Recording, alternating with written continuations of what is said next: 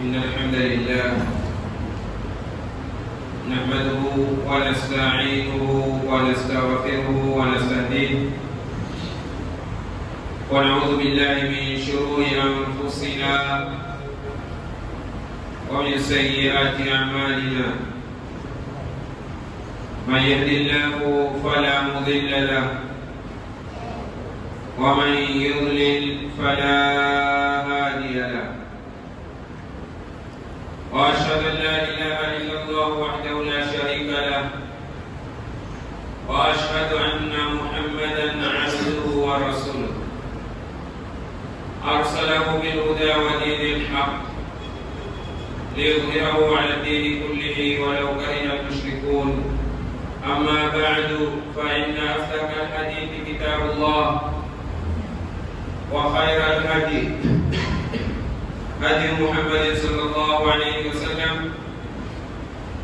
وشر الأمور محدثاتها وكل محدثة بدعة وكل بدعة ضلالة وكل ضلالة في النار أعاذنا الله من حرها. إن الله تبارك وتعالى يقول في محكم تنزيله: فإذا قضيت الصلاة فانتشروا في الأرض وابتغوا من فضل الله واذكروا الله كثيرا لعلكم تفلحون. Baada ya kushukuru Mwenyezi Mungu Subhanahu wa Ta'ala na kumtakia rehema Mtume Muhammad sallallahu alayhi wasallam, watukufu wa Islam, nawahusia nafsi yangu kwanza pamoja na kujihusia na kuwahusia nyinyi kumcha Mwenyezi Mungu, kwani wenye kufaulu ni wale wamchao Mwenyezi Mungu. Mwenyezi Mungu ajalie tutakayozungumza yawe ni yenye kutoka moyoni yakaingia katika nyoyo, yawe ni yenye kutunufaisha. Mwenyezi Mungu amesema ndani ya Qur'ani takatifu ya kuwa faida qudhiyatis salat, pindi ikimaliza swala, fantashiru fil ardi, tawanyikeni katika ardhi, wadhkurullaha kathira, na mumtaje Mwenyezi Mungu kwa wingi, wabtaghu min fadlillah, na mtafute fadhila za Mwenyezi Mungu, wadhkurullaha kathira, na mumtaje Mwenyezi Mungu kwa wingi, la'allakum tuflihun, hakika nyinyi mtamuogopa, mtafaulu. Aya hii jana tulianza kwa hakika, na leo tuna sehemu ya maalumati ambayo yanadhihiri katika aya hii. Mwenyezi Mungu Subhanahu wa Ta'ala, kama mwenye atafsiru al-Qur'an al-Azim Ibn Kathir anasema: adina lahum ba'da al-faraghi, Mwenyezi Mungu amewaruhusu hawa waumini baada ya kumaliza al-intishar, wawe ni wenye kutawanyika, yani baada ya kumaliza sala ya Ijumaa wawe ni wenye kutawanyika, fil ardi, katika ardhi, wabtighai, na wende wakatafute, min fadlillahi, fadla za Mwenyezi, kama kana Araq bin Malik, kama alivyokuwa huyu bwana Araq bin Malik. Yani Ibn Kathir ametaja katika kitabu chake ya kwamba kulikuwa na bwana huyu anaitwa Araq bin Malik, yeye ila salla al-jumu'ata, pindi akiswali swala ya Ijumaa, akisha kumaliza swala, waqafa, kusimama, ala al-bab, waqafa ala bab al-masjid, kusimama katika mlango wa msikiti, faqala, akawa yasema, yani kwa kuyakumbuka maneno ya Mwenyezi Mungu, fa idha qudhiyatis salatu fantashiru fil ardi wabtaghu min fadlillah wadhkurullaha kathira. Basi yeye alikuwa akijikumbusha hii aya huja akasimama katika mlango wa msikiti baada ya kumaliza kusali Ijumaa, huwa akisema maneno haya: Allahumma, ewe Mola, inni ajabtu da'wataka, mimi nimeitikia mwito wako. Mwito wa Mwenyezi Mungu ni upi? Ni ile adhana. Adhana tumeambiwa mukisikia, idha nudiya lis-salati min yawmi al-jum'ati fas'au ila dhikrillah. Kwa hivyo huu ni mnada wa Mwenyezi Mungu na mwito wake kwamba nendeni. Kwa hivyo, ewe Mola, inni ajabtu da'wataka, mimi nimeitikia mwito wako. Wasallaitu faridataka, na nimeswali faradhi yako uliyotuamrisha tuiswali. Wantashartu, na sasa natawanyika, naondoka. Kama amartani, kama ulivyoniamrisha. Faida qudiyati salatu fantashiru fil ardh. Kwa hivyo na mimi sasa naondoka, natawanyika, natoka msikitini. Kama amartani, kama ulivyoniamrisha. Farzuqni, basi Mola niruzuku mimi min fadlika, fadla zaka. Ona, jana tulisema kwamba fadhila za Mwenyezi Mungu humpa mtakaye. Huyo mtakaye ni yule anayetaka kupewa. Haya ndiyo maneno yanadhihiri sasa kwamba huyu bwana amwambia Mwenyezi Mungu hizo fadhila, farzuqni, niruzuku mimi min fadlika, kutokana na fadhila zako. Wa anta khairur raziqin, na wewe ndiye mbora wa kuruzuku. Na Mwenyezi Mungu akisifiwa kufurahi zaidi, na huwa yuko karibu kuitikia maombi ya mja wake wakati anaomba. Na siku zote dua watu wajue, hizi dua watu wakiomba, kuna mambo ambayo ni bora hufaa kutangulizwa. Hufaa kutanguliza katika dua, kabla hujaliomba unaloliomba, utangulize shukrani za kumshukuru Mola, utangulize sifati llahi, sifa za kumsifu Mwenyezi Mungu, utangulize as-salatu ala nabii sallallahu alayhi wasallam. Dua ikipangwa hivyo, basi huwa ni aqrabu ila istijaba, huwa karibu zaidi kuitikiwa. Sasa ndio hapa unaona anamwambia Mwenyezi Mungu ya kuwa na kuomba uniruzuku fadhila zako, na wewe ni mbora wa kuruzuku.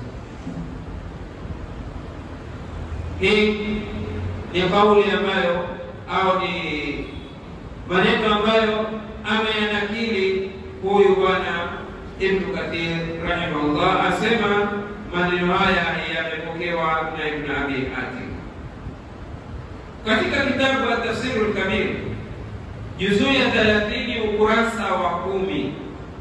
Azungumza katika kuyaeleza haya katika al-Bahthu ar-Rabi. Asema katika utafiti wa 4 katika kuichambua aya, watu walikuwa wanamakinika kuzielewa aya ya Mwenyezi Mungu na kuzipeleleza aya za Mwenyezi Mungu, na Mwenyezi Mungu Subhanahu wa Ta'ala akiwamiminia ufahamu wake, wakaweza kuzifahamu aya zake, wakaweza kutupa mambo ya maana kutokana na aya za Mwenyezi Mungu. Asema ya kuwa katika al-Bahthu ar-Rabi, utafiti wa 4, al-farqu baina dhikrillah, tofauti iliyopo katika dhikrullah, utaja Mwenyezi Mungu. Hii aya ukiangalia, kuna dhikrullah imekuja mara kwanza, kisha aya ya mbele kuna dhikrullah imekuja. Asema Mwenyezi Mungu ya kuwa fas'au ila dhikrillah, ya kwanza. Ya pili, wadhkurullaha kathiran, dhikrullah ya pili. Sasa auliza kwa swali katika utafiti wa 4, kuna tofauti gani ya dhikrullahi ya kwanza na dhikrullahi ya pili? Dhikrullahi ya kwanza ina maana gani katika aya, na dhikrullahi ya pili ina maana gani katika aya? zote zimetajwa dhikrullah. Fas'au ila dhikrillah wadhkurullah. Kuna tofauti gani? Anasema min jumlati, yani al-awwal, dhikrullah ya kwanza ile iliyotajwa, fas'au ila dhikrillah, min jumlati ma la yahtaju, min jumlati ma la yajtami'u ma'a tijarati aslan. Dhikrullah ya kwanza ni katika jumla ambayo haipasi wala haifai kukusanyika na biashara. Haifai kukusanyika na biashara. Asema idhi murad, manake kwa kusudio yake, minhu, yalokusudiwa katika dhikrullah ya kwanza katika ile aya, al-khutbatu was-salatu kama marra, ni khutba na sala ndio lilokusudiwa pale. Kwa hivyo ndani ya swala hakuna biashara, ndani ya khutba hakuna biashara. Katika swala ni maneno yale tu yaliyopangwa na Mwenyezi Mungu ndani ya swala pamoja na mtume wake. Hakuna neno la kando linalofaa kuingia. Na katika khutba ni maneno yale yale tu ya dhikrullah, hakuna mambo ya biashara. Na ndipo hata utakuta hakuna masala ya kuzungumza biashara ndani ya msikiti. Haipasi. Wala hakuna shughuli ya biashara ndani ya msikiti. Japokuwa utakuta watu kufanya, tumeingia ndani ya msikiti na wafanya biashara. La, ni jambo ambalo halitakikani. Halitakikani. Msikiti una nidhamu zake ambazo Mwenyezi Mungu Subhanahu wa Ta'ala ameziweka. Kwa hivyo dhikrullah ya kwanza inazungumzia dhikru peke yake ambayo haikutani na biashara, ni swala na khutba. Ile ndio ambayo fas'au ila dhikrillah. Twende katika dhikrullah ya pili. Mwenyezi Mungu Subhanahu wa Ta'ala aliposema wadhkurullaha kathiran, na mtaje Mwenyezi Mungu kwa wingi, anasema hapa min jumlati ma yajtami'u, ni katika jumla ambayo inapelekea kukutana sasa dhikrullah pamoja na biashara. So kama Mwenyezi Mungu hataki katika biashara dhikrullah, au Mwenyezi Mungu hataki dhikrullah, lakini Mwenyezi Mungu ni mwenye mipango yake. Hapa hiki kitu japo kuwa cha halali sitaki kifanywe. Hapa hiki kitu ni cha halali nataka kifanywe. Ndio mpango wa Mwenyezi Mungu. Ni kama mfano, chakula ni chako cha halali, lakini Ramadhani mchana Mwenyezi Mungu hataki. Huwezi kusema sikuiba, kuiba, lakini Mwenyezi Mungu kipindi hiki amekukataza kula. Kwa Mwenyezi Mungu ana mipango yake. Na biashara ni jambo la halali, lakini kuna mahali Mwenyezi Mungu halitaki. Dhikrullah ni ibada, lakini huwezi kusema nenda kuleta dhikri choni. Dhikri ni jambo zuri, lakini choni halitakikani. Kwa hivyo mipango ya Mwenyezi Mungu na ibada iko hivyo.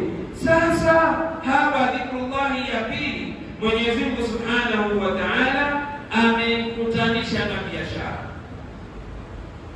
Aliposema fantashiru fil ardi, tawanyikeni katika ardhi, wabtaghu min fadlillah, na mtake fadhila za Mwenyezi Mungu, wadhkurullaha kathira, na mtaje Mwenyezi Mungu kwa wingi. Sasa hapo wewe wafanya biashara yako na kumtaja Mwenyezi Mungu ni sawa.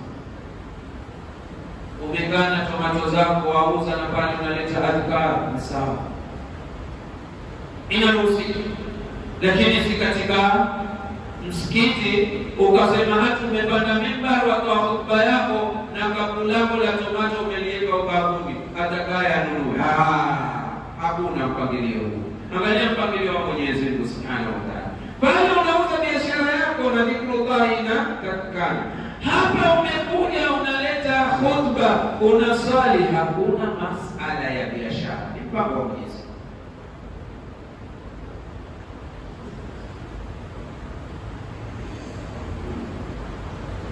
Kama alivyosema mahali pengine, rijalu la tulhihim tijaratun wala bay'un an dhikr.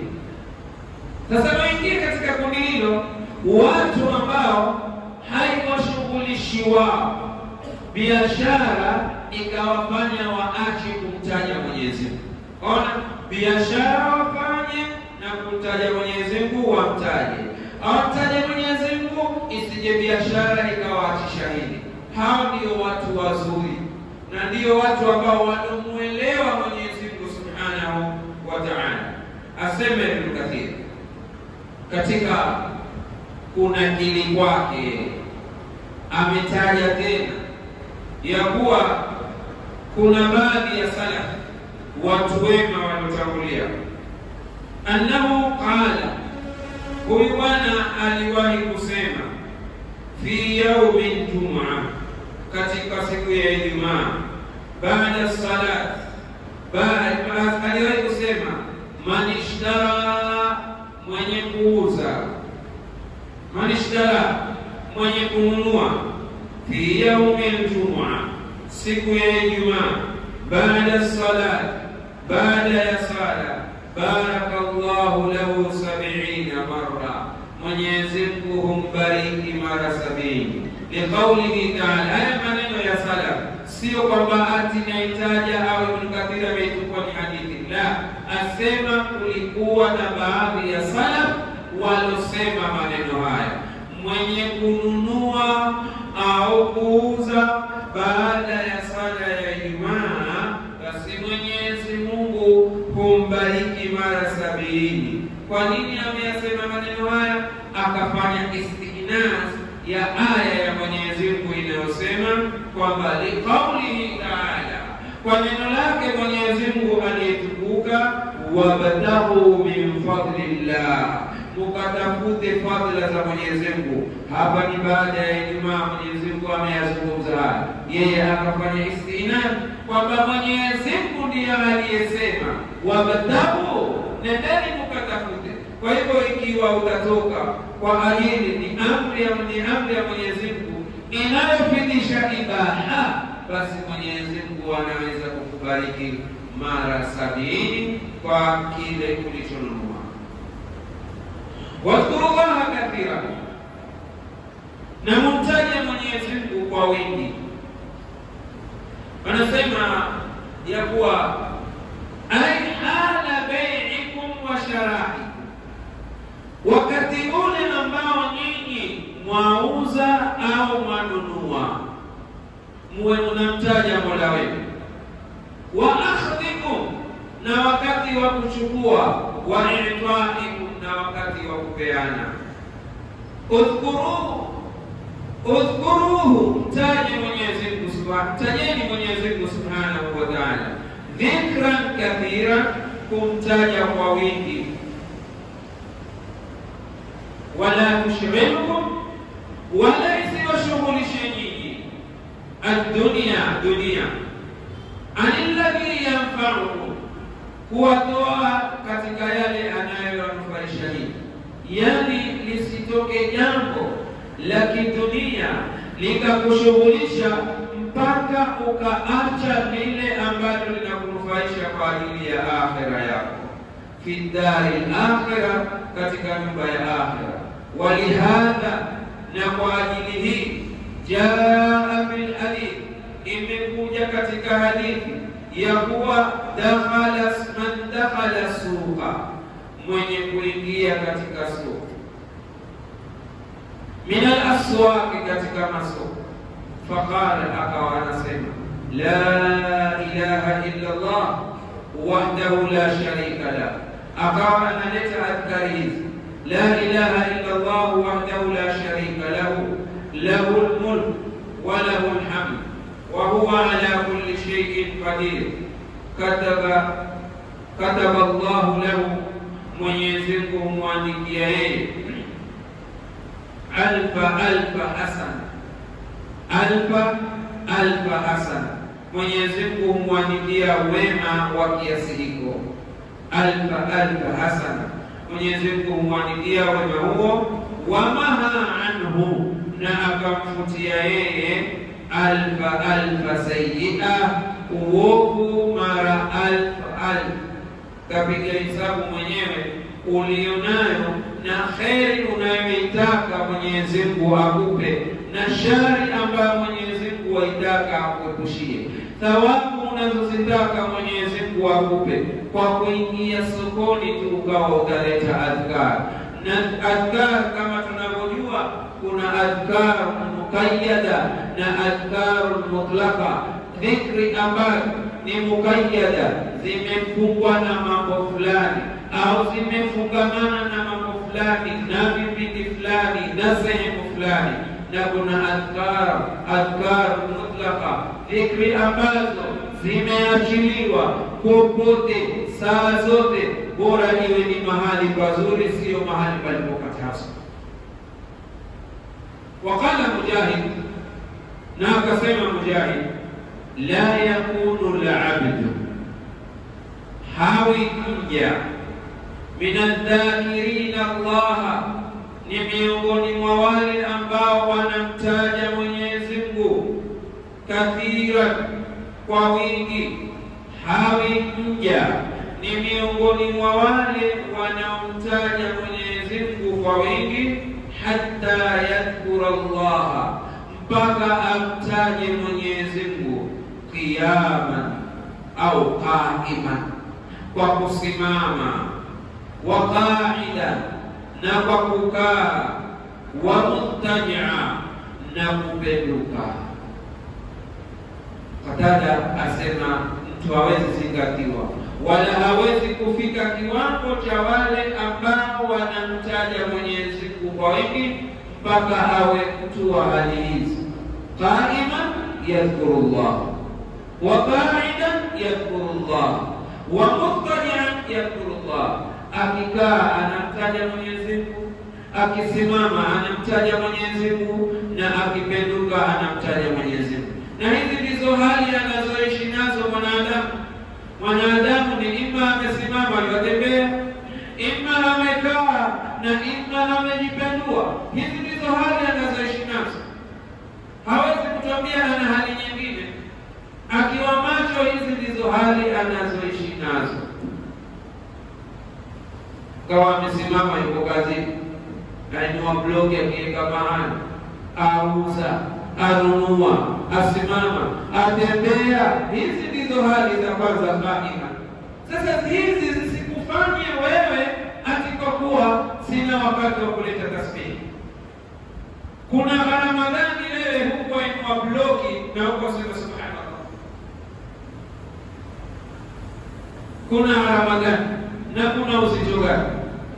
Huku wafagilia wewe na huko sema alhamdulillah, kuna uzito gani? Hakuna uzito. Vile vile na ukiwa watembea, umefuata barabara na huku unaleta adhkar, wapeleka gari na huku unaleta adhkar, wapeleka pikipiki na huku unaleta adhkar. Dhikri haikuzuii wewe pengine kuangalia mbele. Huwezi kusema bwana siwezi kuleta dhikri na unahitajika kufunga macho. Hakuna haya. Watembea na huku unamtaja Mwenyezi Mungu. Na vile vile kwa kukaa, unamtaja Mwenyezi Mungu kwa kukaa.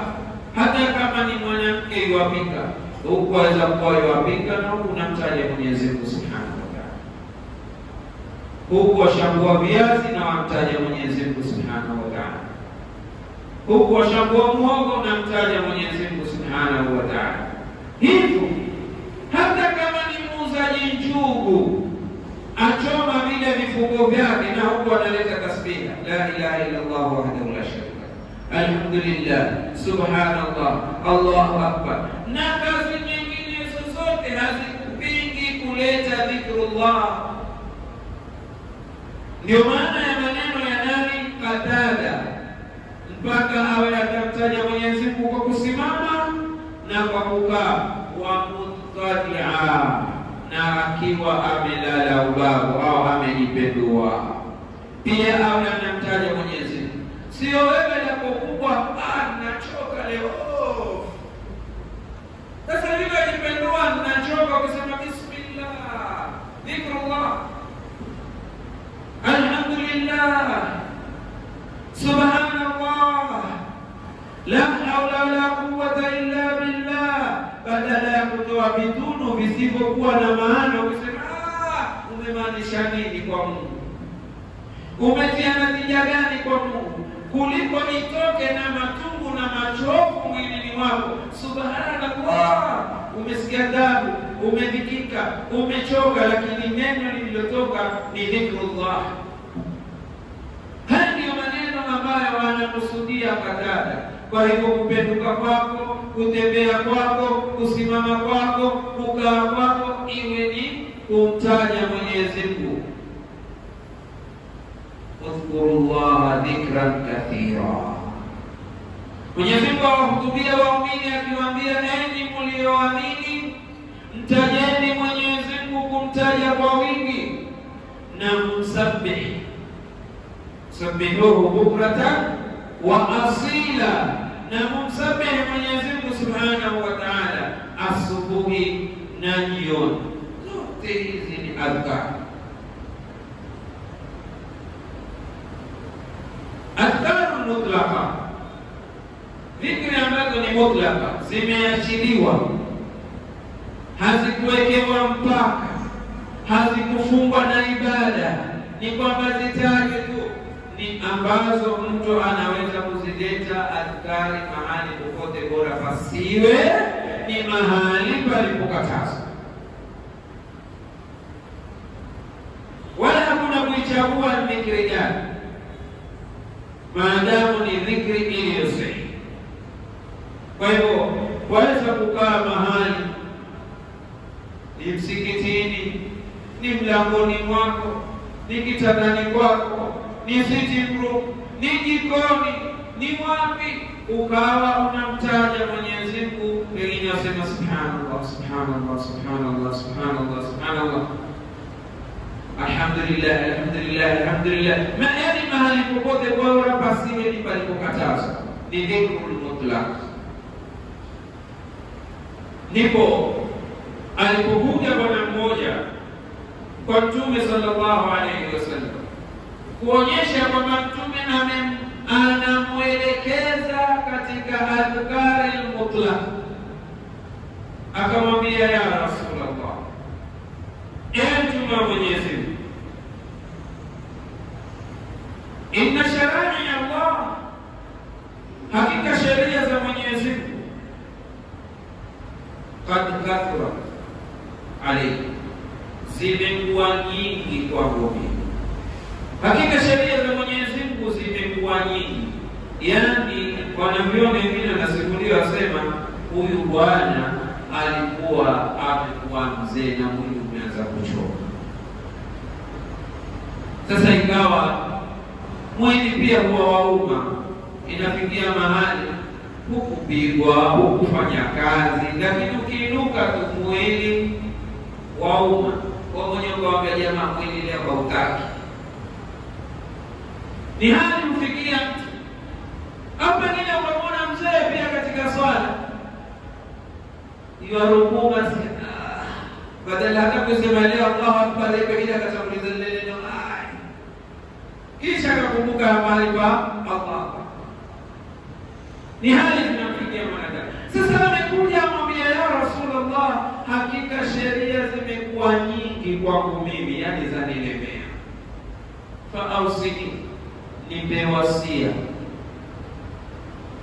si kwamba nipunguzia, nipe wasia. Yani huyo anaonyesha kwamba ni mtu mwenye hamu ya kuifanya ile ibada, ni kwamba ataka mbinu itakuwa ni vipi hizi ibada zitakuwa sahali kwa mimi, ndilo analotaka. Fa ausini, nipe wasia. Aliposema hivi Mtume sallallahu alayhi wasallam katika wasia aliyompa, amwambia, la yazalu lisan, usiache kuwa ulimi wako ratban min dhikrillah, utakuwa majimaji kwa kumtaja Mwenyezi Mungu. Nini maana ratban bi dhikrillah? Ni kwamba udhkurullah, mtaje Mwenyezi Mungu. Udhkurillah, mtaje Mwenyezi Mungu. Dhikran kathiran, kumtaja kwa wingi. Yeye amekuja kwa sheria zimekuwajibu. Hapa haja kuomba nasaha ili kusahalike hizo zilizokuwa nyingi. Mtume amwambia mtaje Mwenyezi Mungu kwa wingi. Maana ya kumwambia la yazalu lisan, usiache kuwa ulimi wako ratban, umekuwa majimaji min dhikrillah, kwa kumtaja Mwenyezi Mungu. Ni kwamba saa zote, ndio maana ratban, saa zote umemtaja Mwenyezi Mungu. Amekuja kutaka nasaha. Sasa hapa kusudio la mtume ni kwamba katika dhikrullah kunaka muawana wa taysir. Katika kumtaja Mwenyezi Mungu kuna msaada na kusahalishiwa mambo. Jambo lolote likuletea kwa uzito, likabili kwa dhikrillah, dhikrullah itakusaidia. Usikae ukalalamika. Wewe ukilemewa, leta dhikrullah. Ndio utaona hata katika vita Mwenyezi Mungu amewaambia waumini, idha laqitum fi'atan fathbutu, mpambanapo na kundi katika vita vya jihadi, kuwa na msimamo mthibiti pale, msiondoke. Wadhkurullaha kathira, na mtaje Mwenyezi Mungu subhanahu wa ta'ala. Sababu ile dhikri inawapa tumanina na inawapa hamasa na inawapa moyo ya kusonga mbele, hamrudi nyuma. Hivi ndivyo mambo yanayofanya. Tushawahi kuzungumza hapa kisa cha mamake Bukhari alipokabiliwa na tokeo la mwanaye Imamu Bukhari. Alipokuwa mdogo, mtoto kazaliwa mzima, lakini baada ya muda akapofuka macho, na ni mtoto mdogo kapofuka kabisa. Amezaliwa mzima, baada ya muda akapofuka mtoto haoni kabisa. Mama hana kingine alichokifanya, alihakikisha yadhkurullah, anamtaja Mwenyezi Mungu, ainuka akimlilia Mwenyezi Mungu usiku na kusali mpaka Mwenyezi Mungu akamrejeshea mtoto huyu macho. Mwenyezi Mungu akamrejeshea mtoto huyu macho. Faida amepata mama, mtoto amerejeshewa nini? Macho. Na baada ya hapo dhikri hizi zikamfanya mtoto akawa ni mtoto clever kabisa, akili smaku kabisa. Imamu Bukhari akakulia akawa ni mtoto anashika kabisa. Ukisoma tarehe yake, namna alipokuwa akishika, aliwahi kwenda mbele ya wanavyoni, mbele ya shekhe ambaye ni muhadith, anazungumzia hadithi, na wazee wengine wanasikiliza zile hadithi wanazosomeshwa na yule shekhe. Wale wazee kila mmoja yuandika, kila hadithi itajayo inaandika, kila sanadi inayotajwa wanaandika, an fulani an fulani an fulani an fulani an fulani an Rasulillah sallallahu alayhi wasallam, zikawa zinatajwa. Angalia dhikri ya mama aliyotaja kumtajia Mwenyezi Mungu ili amsaidie kwa tokeo na mtihani la mtoto wake, ili kumsaidia baada ya kurejeshewa macho. Imamu Bukhari amekaa tu, wazee wanaandika zile sanadi zinapotajwa, yeye amekaa. Mpaka kuna baadhi ya wazee wakawa wakali, wakamwambia kijana, hivyo tunaona sisi tufanya mchezo hapa? Sisi haya anayezungumza shekhe, kila mmoja kashika kalamu yuandika, wewe umekaa tu hivi hivi. Bukhari ni kijana mdogo, awaambia mwadhania na mimi nakuuza haya anayofanya shekhe? Hivi anapomtaja shekhe, nyinyi mwadhania mimi ninakuuza? Sipuuzi, zote ninazo. Wazee hawakuamini, wakamwambia hivi haya yote tunayoyaandika wewe unayo? Kasema ninayo. Shikeni hizo suhufi zenu muangalie. Jamaa kasema haya kutaja sana ni fulani iliyoanza. Akaanza Bukhari kutaja sana ya hadithi kutoka kwa fulani kwa fulani kwa fulani kwa fulani mpaka kufika kwa Mtume, kutoka kwa fulani kwa fulani kwa fulani kwa fulani, qala Rasulullah sallallahu alaihi wasallam an fulani an fulani an fulani an fulani an Rasulillah sallallahu alaihi wasallam. Mpaka wanasema wale wazee waliokuwa wakisoma kwa yule shekhe na kuandika katika zile nyaraka zao, fakunna nusahihu ma katabnahu bihifdhi Bukhari. Mpaka ikafika wakati sasa vile tulivyoviandika vingine tukawa tuvisahihisha kwa hifdhi ya Bukhari, maana tumekosea. Yani aliposhika yeye yashindao vilivyoandikwa, pamoja na msemo unatuambia kilichohifadhiwa hupotea na kilichoandikwa huhifadhika, lakini hawa hapa waliweza kusahihisha walivyoviandika kutokana na hifdhi ya Bukhari. Udhkurullaha dhikran. Mtajeni Mwenyezi Mungu, kumtaja kwa ndipo Mwenyezi Mungu akatutaka tukitoka katika hii swala tuwe tutamtaja kwa Mwenyezi Mungu kwa wingi. Akatutaka pia tukitoka katika saumu, ametutaka pia wakati tumemaliza saumu tumtaje Mwenyezi Mungu kwa wingi. Akawataka wenye kutoka katika haji, ambayo haji imejaa adhkari ndani yake.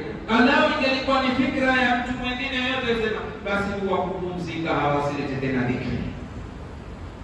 Vile ilivyo haji ndio unaiona mpaka Arafa kwa mwenye kwenda haji hapaswi kufunga ili apate nguvu ya ibada na kuleta adhkari siku ile.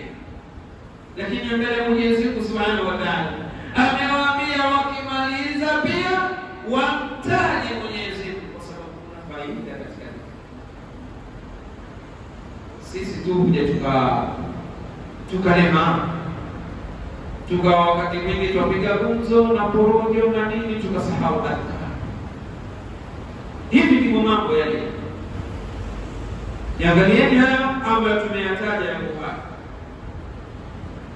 kisha mtu afikirie na mengi ambayo yako kutokana na adhkari ambazo Mwenyezi Mungu Subhanahu wa Ta'ala ametutaka, kama alivyotuambia wadhkurullaha kathira.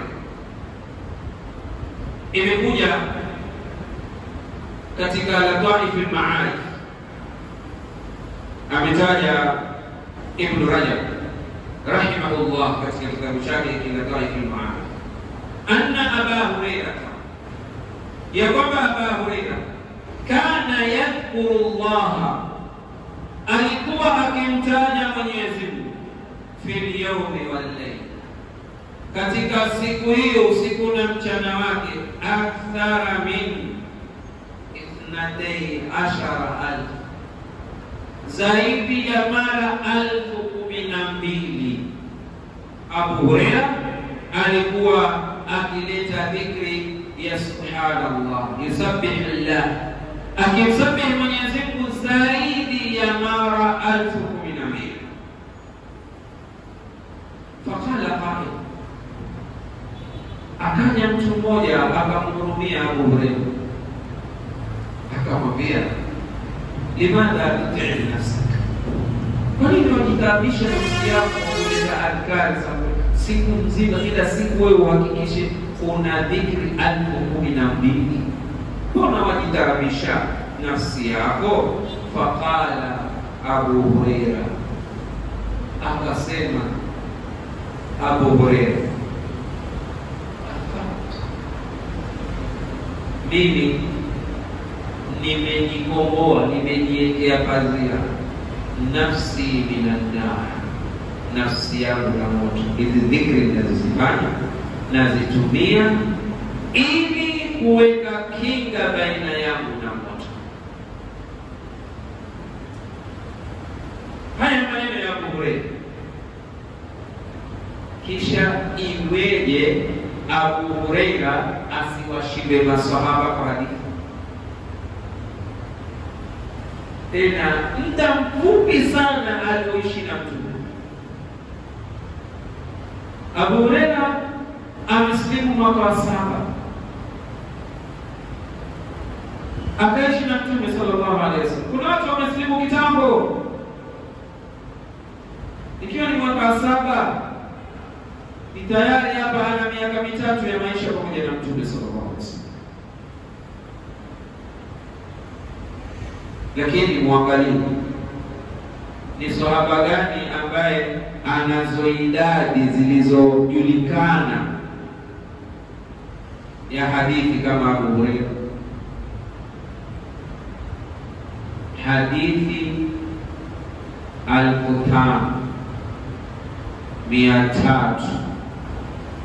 5374. Hii ni kauli zote ziko kichwani, bila ya kupotokea huku wala huku, bila ya kupotelea huku wala huku, ziko hapa. Na unaona hadithi amezungumza mpokezi wa hadithi za Mtume na aliyefanya hadithi za Mtume kwa wingi ni Abu Hurairah. Hakuna aliyemshinda, na alilitaka hili na Mwenyezi Mungu akampa, kwa sababu alimuomba Mtume sallallahu alaihi wasallam, niombee na mimi niwe kile kitakachotoka kwako nitakihifadhi. Mtume sallallahu alaihi wasallam akamwambia Abu Hurairah, fanya hivi, naye akafanya hivi. Mtume naye akamkulia akamwekea hivi, kwambia anafunga Abu Hurairah. Abu Hurairah akafunga, asema kutoka siku hiyo nachokisikia kutoka kwa Mtume hakikupotea. Sasa hakikupotea na msaada mwingine ni mpe aliona kila siku mtu huyu ana adhkari 1012. Itamsaidia kuhifadhi ama kitamsaidia? Kitamsaidia. Udhkurullah dhikran kathira, mtajeni Mwenyezi Mungu kumtaja kwa wingi, kama anavyosema Abu Hurairah, nimetumia adhkar ili kujikinga na moto. Nyingine katika adhkar ni adhkarul muqayyada, dhikri ambazo zimefungwa na ibada fulani au wakati fulani, ni zile kama dhubura kulli salati, dhikri baada ya kila swala. Hizi ni dhikri zilizokuja kwa wakati, tuzijue kama tunavyojua fiqh wa salam, yale tunayosema astaghfirullah astaghfirullah astaghfirullah, Allahumma anta salam wa minka salam, tabarakta ya dhal jalali wal ikram. Au kama zile nyingine Mtume alipomshika sahaba wake mkono akamwambia usiache mwisho wa kila swala, alla tada'anna, usiwache dubura kulli salati, mwisho wa kila swala, taqul, utakuwa ukisema Allahumma a'inni ala dhikrika, ewe Mola nisaidie juu ya kukutania wewe, wa shukrika, na kushukuru wewe, wa husni ibadatika. Hizi ni katika zile ambazo zimewekewa wakati, wala haina maana neno hili limewekewa wakati mahali pengine huwezi kulitumia, lakini lina wakati mukayyada ambao ni bora kile ukifika huo wakati ulitaja, na hapo kwingine unaweza kutaja. Kwa hivyo hizi ni adhkarul mukayyada na kuna adhkarul mutlaka, sehemu yoyote mahali popote. Ni muhimu tuzijue zile zilizowekewa wakati na zile ambazo zimeshiriwa mahali tuzitumie, na zile mutlaka tusiziache, tukiwa njiani, tukiwa baharini, tukiwa msituni, tukiwa msikitini na mahali popote. Dhikri ni msaada mkubwa. Kwa hivyo Mwenyezi Mungu Subhanahu wa Ta'ala angetuambia wadhkurullaha kathiran la'allakum tuflihun, tajeni Mwenyezi Mungu kwa wingi, hakika nyinyi mutafaulu. Hatuyaamini haya? Ikiwa tuyaamini, kazi kwetu tusipate tabu ya kulalamika, tufanye tuyafanyayo, tuunganishe na dhikrullah, na Mwenyezi Mungu ametoa uhakikisho wa kufaulu, tutafaulu kwa uwezo wake. Ikiwa kuna swali, natoa nafasi. Hapa ndio nimefikia mwisho. Alhamdulillah.